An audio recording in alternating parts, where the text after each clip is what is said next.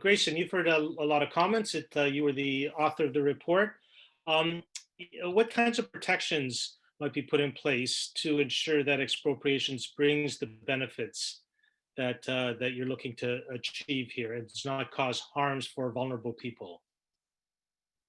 Yeah, thank you. I think I would start by maybe suggesting that these are people who are facing expropriation already. They're facing it through the guise of rent eviction and through the guise of poor maintenance. So I think it's important to bear in mind that these are people who are living in buildings that are already experiencing this process. And the question is whether we want them to be displaced in the pursuit of private profit, or whether we want them to have a say in how and what happens in those buildings and what they can do to prevent displacement.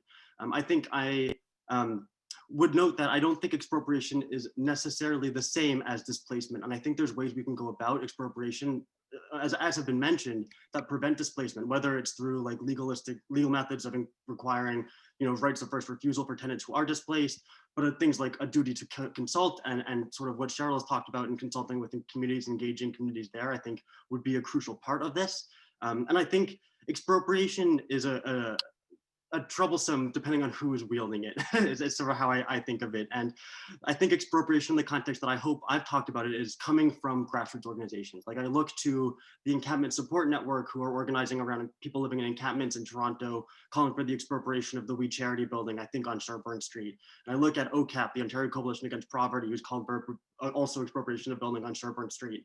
And so I think that's a core difference between the kinds of expropriation that we talked about that are problematic and troublesome and the kind of expropriation I think we should be calling for and pushing for alongside these community members, not over them, very, very importantly.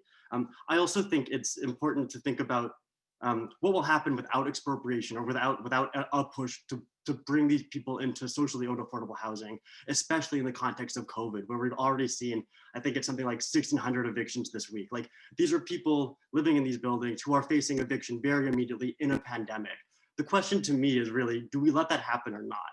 And expropriation is a mechanism of many that allows us to prevent that from happening and to give these people control and autonomy over what happens in their building. Just on a last point, I would say that, if we're thinking about expropriating buildings that are facing maintenance issues, not all of these buildings are at capacity. In fact, most of them have empty units. And I think there's a way we could approach expropriation of these buildings that allow for repair in the building, but without displacing anyone, by having people live in units that are, in the same building, but shuffling them around. Like it seems to me as though there's some logistical issues that we could use to solve some of the issues that I think we're concerned about arising. Which is not to say that I don't think we should be not concerned about it. I think it's absolutely a concern. We don't want expropriation to be used continually and as it has been in the past by those with power against those without power. We need to make sure that as we use expropriation in the context of affordable housing, it's benefiting those who are who will most benefit from that affordable housing. So I guess that's sort of my loose thoughts on some general ways to think about how we can make sure it doesn't displace people and it actually helps them. Great. Back to you, Cheryl, just for a minute to allow you to have some comments that you wanted to share around protecting vulnerable people if expropriation made its way through the governmental system. Yeah, so just to make it quick, I think that's where planners come in, right? So you see people, they're going to be displaced for a period of time while maybe the property is rehabilitated to a livable standard. In those cases where the property is not a livable standard or what we would consider decent, you plan to build another home within the neighborhood, most likely and most preferably in a rapid manner. So we've seen recently with the City of Toronto, with the modular housing being able to build hundreds of units in 6 months. Right? So how else can modular units be used to develop temporary housing for that interim period between them being displaced and then returning back to their home?